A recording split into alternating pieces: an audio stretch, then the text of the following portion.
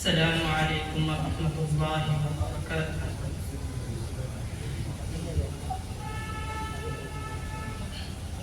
نحمده ونصلي على رسوله الكريم، أما بعد فأعوذ بالله من الشيطان الرجيم، بسم الله الرحمن الرحيم، إنما يخشى الله من عباده العلماء، إن الله عزيز غفور، صدق الله العظيم۔ وقال النبي صلى الله عليه وسلم: خير القرون قرني، ثم الذين يلونهم ثم الذين يلونهم، وقال رسول الله صلى الله عليه وسلم: يد الله على الجماعة، او كما قال علیہ الصلاۃ والسلام۔ میرے عزیز طالب علم بھائیوں، مسند پر مہمانان اعزام، آج خاص طور سے اپنے طالب علم بھائیوں سے خطاب کرنا چاہوں گا اور بتانا چاہوں گا کہ طالب علم کون تھا، طالب علم کون ہے اور طالب علم کس کو کہتے ہیں۔ اسی بات کو سمجھنے کے لیے میری آپ تمام حضرات کے سامنے حاضری ہوئی ہے۔ طالب علم کی تاریخ سمجھنے کے لیے آپ حضرات کو تھوڑا سفر کرنا ہوگا، مکے کی سنگلاخ وادی کی طرف جانا ہوگا، جب اس وقت لا الہ الا اللہ محمد رسول اللہ کا اعلان ہو چکا تھا۔ اس وقت دار بنی ارقم میں پہلا مدرسہ بن چکا تھا۔ اس مدرسے کے طالب علم کون تھے؟ اس مدرسے کے طالب علم تھے صدیق اکبر تھے، اس مدرسے کے طالب علم فاروق اعظم تھے، اس مدرسے کے طالب علم حضرت عثمان تھے، اس مدرسے کے طالب علم حضرت علی تھے، اس مدرسے کے طالب علم حضرت انس تھے، اس مدرسے کے طالب علم حضرت ابو ہریرہ تھے، اس مدرسے کے طالب علم حضرت خباب تھے، اس مدرسے کے طالب علم حضرت بلال تھے، اس مدرسے کے طالب علم حضرت حمزہ رضی اللہ تعالی عنہ تھے۔ اس مدرسے میں رہ کر تمام صحابہ نے اپنے آپ کو بنایا ہے، اپنے آپ کو تیار کیا ہے، لیکن وقت کے ابو جہل نے کہا ان مدرسوں کو بند کر دیا جائے، ان طلباء کو نکال دیا جائے۔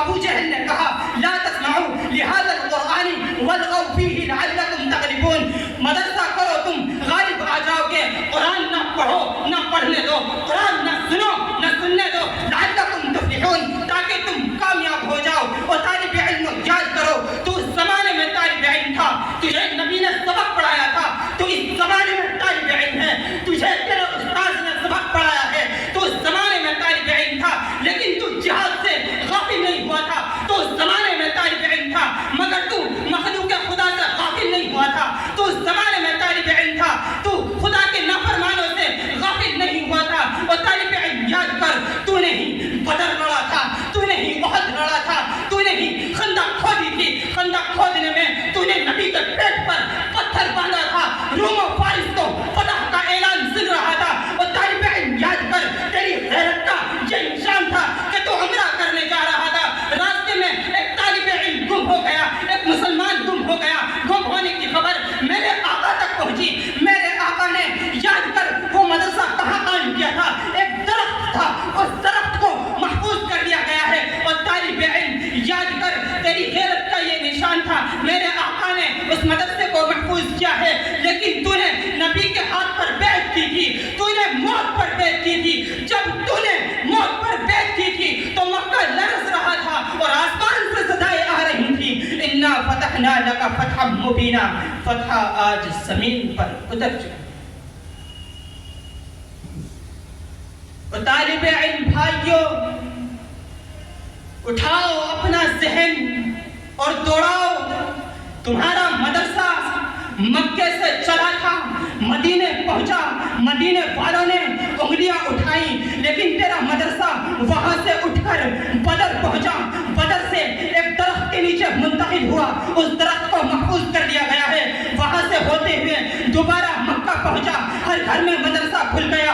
وہاں سے طائف پہنچا، طائف میں مدرسہ کھولنے نہیں دیا، بلکہ میرے آقا پر پتھر برسائے گئے تھے. میرے آقا اللہ کا کلام لے کر وہاں تک پہنچے، یہاں تک کہ دنیا سے چلے گئے. صدیق اکبر کا زمانہ آیا، صدیق اکبر کے زمانے میں طالب علموں کو حکم دیا گیا، اور طالب علموں تمہیں روم پر چڑھائی کرنی ہے. طلبا آگے بڑھے، اتنے آگے بڑھے. فاروق اعظم کا زمانہ آیا، فاروق اعظم کے زمانے میں طالب علموں کو حکم دیا گیا، اور طالب علموں تمہیں فارس پر چڑھائی کرنی ہے. طلبا آگے بڑھے، اتنے آگے بڑھے. حضرت عثمان کا زمانہ آیا، حضرت عثمان کے زمانے میں یہ طلبا پھیلتے چلے گئے، یہ مدرسہ پھیلتا چلا گیا. حضرت علی کا زمانہ آیا، حضرت علی کے زمانے میں یہ مدرسہ کوفہ منتقل ہوا. وہاں حضرت عبداللہ ابن مسعود تھے جو فقیہ تھے، فقیہ عالم تھے، مفکر اسلام تھے، جنہوں نے جہالت کا گلا بھی گھونٹا تھا، جنہوں نے جہالت کا گلا بھی گھونٹا تھا.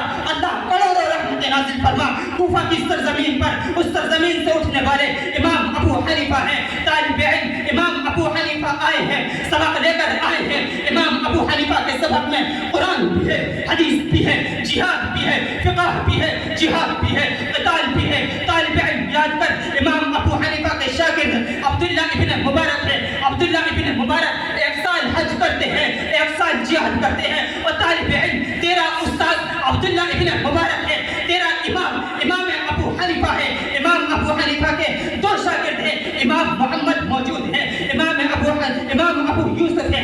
امام محمد نے دین کے مسائل کی کتابیں مرتب کی، ایسی کتابیں لکھی کہ جس کے اندر دین کے مسائل مرتب ہے، لیکن امت مسلمہ کو جہاد کے مسائل کی ضرورت پڑی. انہوں نے تفسیر کبیر لکھ ڈالی. ادھر امام ابو یوسف تھے، انہیں پتا تھا مسلمان دنیا میں آیا ہے، حکومت کرنے آیا ہے، غلامی کرنے نہیں آیا، فدیہ دینے نہیں آیا، ٹیکس دینے نہیں آیا. انہوں نے حکومت کے تمام قوانین کو مرتب کر دیے، ایسے مرتب کر دیے وہ قوانین آج بھی چلتے چلے آ رہے ہیں. اس مدرسے سے نکلنے والے تاریخ نے دیکھا، زمانے دیکھا، نور الدین زنگی جیسا طالب علم پیدا کیا. جانتے ہو مسلمانوں یہ نور الدین زنگی کون ہے؟ یہ نور الدین زنگی وہی ہے جنہوں نے دمشق میں جا کر پہلی دارالحدیث بنائی تھی. اس دارالحدیث سے نکلنے والے صلاح الدین ایوبی ہیں. یہ صلاح الدین ایوبی وہ ہیں جو بیت المقدس تک پہنچے تھے. آج بھی مدارس کے طالب علم خدا کے باغیوں کو للکار رہے ہیں. نہ ہم نے کل مدارس کو چھوڑا تھا، نہ آج چھوڑا ہے، اور نہ ہی ہم چھوڑیں گے. اللہ تبارک و تعالی ہم سب کے دلوں میں